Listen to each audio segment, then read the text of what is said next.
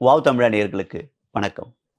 மீண்டும் ஒரு கிரிக்கெட் திருவிழா அடுத்த மாசம் நடக்க போகுது. அதுதான் சாம்பியன்ஸ் ட்ராஃபிக்கான கிரிக்கெட் போட்டி. இந்த போட்டித் தொடருக்கு கிட்டத்தட்ட எல்லா அணிகளும் தங்களுடைய வீரர்கள அறிவிச்சிருக்காங்க. ஆனா இந்தியாவும், பாகிஸ்தானும் மட்டும் அறிவிக்கல. குறிப்பா இந்தியா 19ஆம் தேதி வரைக்கும் இதுக்கு டைம் கேட்டிருக்காங்க.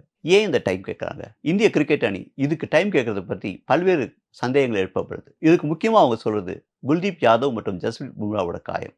எல்லாருக்குமே நல்லா தெரியும். ஆஸ்திரேலிய தொடர்ல கடைசி டெஸ்ட் போட்டி அப்போ பும்ராவுக்கு காயம் ஏற்பட்டது. அந்த காயத்திலிருந்து அவர் இன்னும் முழுமையா குணமடையல. அவர் குணமடையறதுக்கு இன்னும் சில நாட்கள் ஆகும் அப்படின்னு சொல்லப்படுது. அவர் இப்ப என்சிஏல பயிற்சி எடுத்துட்டு இருக்காரு.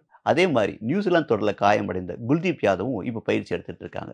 இவங்க 2 பேரும் ஆட முடியுமா? இந்த சாம்பியன்ஸ் ட்ராஃபில ஆட முடியுமா அப்படின்னு தெரியறதுக்கு இன்னும் கொஞ்சம் நாட்கள் ஆகும். அதனால தான் பிசிசிஐ டைம் கேட்டதா வெளிப்படையா சொல்லப்படுது. ஆனா இதுக்கு பின்னாடி இன்னும் சில பாலிடிக்ஸ் இருக்கிறதா பிசிசிஐ வட்டாரத்துல சொல்றாங்க. மிக முக்கியமான பாலிடிக்ஸ் என்னன்னாக்கா, ஏற்கனவே நம்ம சொன்ன மாரி கௌதம் காம்பீருக்கும் மூத்த வீரர்களுக்கு இடையிலான பிரச்சனை தான். இந்திய அணி கடந்த 2 மாதங்களா அடுத்தடுத்து தோல்விகளை சந்திச்சிருக்கு. நியூசிலாந்து தொடர்ல தோத்த இந்திய அணி, அதைத் தொடர்ந்து ஆஸ்திரேலியாவையும் தோத்திருக்கு. இந்த தொடர் தோல்விகளால இந்திய அணியில பயிற்சியாளர் காம்பீருக்கும் மூத்த வீரர்களுக்கும் இடையே பல்வேறு பிரச்சனைகள் ஏற்பட்டிருக்கு. இந்த தோல்விகளுக்கு பிறகு மூத்த வீரர்கள் சிலரை பற்றி கௌதம் காம்பீர் கமெண்ட் அடிச்சிருக்காரு. குறிப்பா இந்தியன் டீமோட ரிவ்யூ மீட்டிங்ல மூத்த வீரர்கள் பல்வேறு புகார்களை சொல்லியிருக்காரு. பயிற்சிக்கு நேரத்துக்கு வர்றதில்ல, மனைவிகளை கொண்டு வராங்க, அதுக்கப்புறம் ஒண்ணா சாப்பிடுறது கிடையாது, அவங்க மனைவியோட வரதால குடும்பத்தோட டைம் ஸ்பெண்ட் பண்றாங்க, சக வீரர்களோட டைம் ஸ்பெண்ட் பண்றது இல்ல. இதனால கடந்த ஆஸ்திரேலிய தொடர்ல இந்திய அணி மொத்தமே ஒரு தடவை தான் ஒண்ணா உட்கார்ந்து டின்னர் சாப்பிட்டுருக்காங்க அப்படின்னு காம்பீரோட குற்றச்சாட்டா இருக்கு. இப்படி ஒரு பக்கம் வீரர்களை அவங்க குடும்பத்திலிருந்து பிரிக்கணும் அப்படின்றது காம்பீருடைய ஒரு வேண்டுகோளா இருந்திருக்கு. இதை ஏத்துக்கிட்ட பிசிசிஐயும் இனிமே நெடுந்தொடர்கள், அதாவது 45 நாள் தொடர்கள்னாக்கா மனைவிகளை 15 நாளுக்கு தான் கூட்டிட்டு போணும். குறுகிய கால தொடர்கள்னாக்கா மனைவிகளை அழைச்சிட்டு வரக்கூடாது அப்படின்னு பல்வேறு கட்டுப்பாடுகளை விதிக்கிறத பத்தி பேசிட்டு இருக்காங்க. அதோட கௌதம் காம்பீர் சில வீரர்கள் திமிரோட இருக்காங்க, டிசிப்ளினா இல்ல, அவங்களுடைய சம்பளத்திலையும் கை வைக்கணும் அப்படின்னு சொல்லியிருக்காராம். அதை பொறுத்து இனி வரும் காலங்கள்ல தொடர்களை சிறப்பா ஆடாட்டி அவங்களுடைய சம்பளத்தை கொஞ்சம் குறைக்கிறத பத்தியும் பிசிசிஐ யோசிச்சுட்டு இருக்கு. இப்படி பல்வேறு விஷயங்கள்ல கௌதம் காம்பீர் டீம்ல கிடுக்கிப்பிடி போட்டுட்டு இருக்காரு.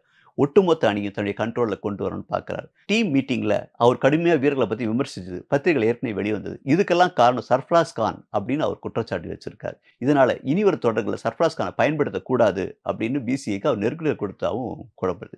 இப்படி எல்லா விதத்திலையுமே மூத்த வீரர்கள் மற்றும் வீரர்கள் மேல தன்னுடைய ஆதிக்கத்தை செலுத்துறதுக்காக கௌதம் காம்பீர் முயற்சி பண்ணிட்டு இருக்காரு. இது இந்திய வீரர்களுக்கு பிடிக்கல. குறிப்பா மூத்த வீரர்களுக்கு பிடிக்கல. இந்திய அணியை பொறுத்த வரைக்கும் சக்சஸ்ஃபுல்லான கோச்னு பார்த்தீங்கன்னாக்கா ஜான் ரைட், கேரி கிறிஸ்டன், ராகுல் டிராவிட் சொல்லலாம். இந்த 3 பேரும் வீரர்களுக்கு சுதந்திரம் கொடுத்திருந்தாங்க. அவங்க இஷ்டத்துக்கு ஆட விட்டிருந்தாங்க. அவங்கள கட்டுப்படுத்தவே இல்ல. அதனால இந்திய அணி பல்வேறு வெற்றிகள் பெற்றிருந்துச்சு. ஆனா ஸ்ட்ரிக்ட்டான கோச்சா இருந்த கிரேக் சாப்லால இந்திய அணிக்கு வெற்றிகளை கொடுக்க முடியல. கௌதம் காம்பீர இன்னொரு கிரேக் சாப்லா தான் மூத்த வீரர்கள் பார்க்கறாங்க. அவங்க தரப்பிலிருந்து கௌதம் காம்பீர் மேல பல்வேறு குற்றச்சாட்டுகள் வைக்கிறாங்க. அதுல மிக முக்கியமான குற்றச்சாட்டா கௌதம் காம்பீர் அணியை வழிநடத்தல, அதுக்கு பதிலா அவருடைய பர்சனல் அசிஸ்டன்ட் தான் அணியை வழிநடத்துறாரு அப்படின்னு ஒரு குற்றச்சாட்டை வச்சிருக்காங்க. அவங்க என்ன சொல்றாங்கன்னா, கௌதம் காம்பீரோட பர்சனல் அசிஸ்டன்ட் எல்லா இடத்துலயும் தேவையில்லாம மூக்க நுழைக்கிறார். ட்ரெஸ்ஸிங் ரூமுக்குள்ள வர்றாரு, டீம் மீட்டிங்ஸ் அப்பவும் வர்றாரு, காம்பீருடைய ஒவ்வொரு பயணங்களையும் அவர் கூட இருக்காங்க, அவர் தேர்வாளர்கள்கிட்ட விவாதிக்கும் போதெல்லாம் அந்த தனிப்பட்ட உதவியாளர் இருக்கார் அப்படின்றாங்க. கிரிக்கெட்டை பத்தி மட்டுமே பேசக்கூடிய சூழல்ல காம்பீருடைய தனிப்பட்ட உதவியாளருக்கு என்ன வேலை அப்படின்றது மூத்த வீரர்களுடைய கேள்வியா இருக்கு. இப்படி கௌதம் காம்பீருக்கும் மூத்த வீரர்களுக்கு இடையான பிரச்சனை ஏகத்துக்கும் வெடிச்சிட்டு இருக்கு. இதெல்லாம் ஒரு புறம் இருக்க, இன்னொரு பக்கம் இந்த தொடரோட ரோஹித் சர்மாவையும் விராட் கோலியும் ஒன் டே மேட்ச்ல விலக்கி வைக்கிறத பத்தியும் பிசிஐ யோசிச்சுட்டு இருக்கு. இதுக்காக ரோஹித் சர்மா கிட்ட பேசிட்டு இருக்காங்க. பிசிசிஐ பொறுத்த வரைக்கும் கடந்த T20 உலகக்கோப்பைக்கு பிறகே தீர்மானமும் ஒரு விஷயத்தை சொல்லியிருக்காங்க. அது என்னன்னா 2025ஆம் ஆண்டு நடக்கிற சாம்பியன்ஸ் டிராஃபி கிரிக்கெட் போட்டியில ரோஹித் சர்மா தான் கேப்டனா இருப்பார் அப்படிங்கிறது. இப்போ இந்த தொடர் ரோஹித் சர்மா தான் கேப்டன் அப்படிங்கிறது பிசிசிஐ உறுதியா இருக்கு. ஆனா இந்த தொடரோட அவர் கௌரவமா விலகணும், அதை அவர் முறைப்படி அறிவிக்கணும் அப்படின்றது அவருக்கு நெருக்குதல் கொடுக்கப்படுறதா பேசப்படுது. அஜித் அகர்கர் இது பற்றி பல முறை ரோஹித் சர்மா கிட்ட பேசிட்டு இருக்கிறதா கேள்விப்படுறோம். ரோஹித் சர்மாவும் அதை விலகிறதுக்கு தயாரா தான் இருக்கார். ஆனா இன்னும் சில மாதங்கள் தான் ஆடுவேன் அப்படின்றத பற்றியும், அடுத்த கேப்டன் வரும்போது அவருக்கு துணை சில காலம் ஆடிட்டு அதுக்கு பிறகு ஓய்வு பெறுவேன்னும் அவர் தரப்புல சொல்லப்படுது. ஆனா பிசிஐ அதை ரசிக்கல. அவர் இப்பவே ஒன் டே மேட்ச் ஓய்வு பெறணும் அப்படின்னு அவங்க விரும்புறாங்க. இதை பத்தின பேச்சுவார்த்தைகள் தீவிரமா நடந்துட்டு இருக்கு. இன்னொரு பக்கம் விராட் கோலி மேலேயும் பிரஷர் ஏறிட்டு இருக்கு. விராட் கோலி டெஸ்ட் போட்டிகளை மட்டும் ஆடினா போதும் அப்படின்னு பிசிசிஐல சிலர் நினைக்கிறாங்க. ஆனா விராட் கோலி அதை விரும்பல. அவர் ஒன் டே மேட்சையும் ஆடணும் ஆசைப்படுறார். அவரோடையும் பேசிட்டு இருக்காங்க. இப்படி ஏகப்பட்ட குழப்பங்களுடைய இந்திய அணி இருக்கு.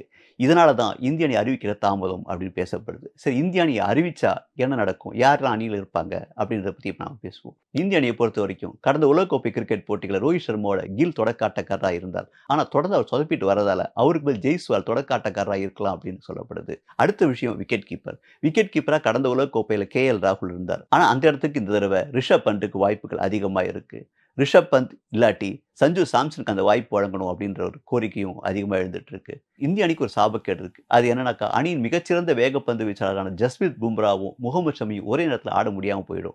யாராவது ஒருத்தருக்கு எப்பவும் காயம் பட்டுக்கிட்டே இருக்கும். அது இந்த தடவையும் தொடருது. இந்த தடவை ஷமி ஃபிட்டா இருக்கார். இங்கிலாந்துக்கு எதிரான T20 தொடர்லையும் ஆட போறார். ஆனா இன்னொரு பக்கம் ஜஸ்பிரித் பும்ரா காயம் அடைஞ்சிருக்கார். அவர் காயத்திலிருந்து குணமாகி வந்தா கூட லீக் போட்டிகள் கலந்துக்க முடியாது.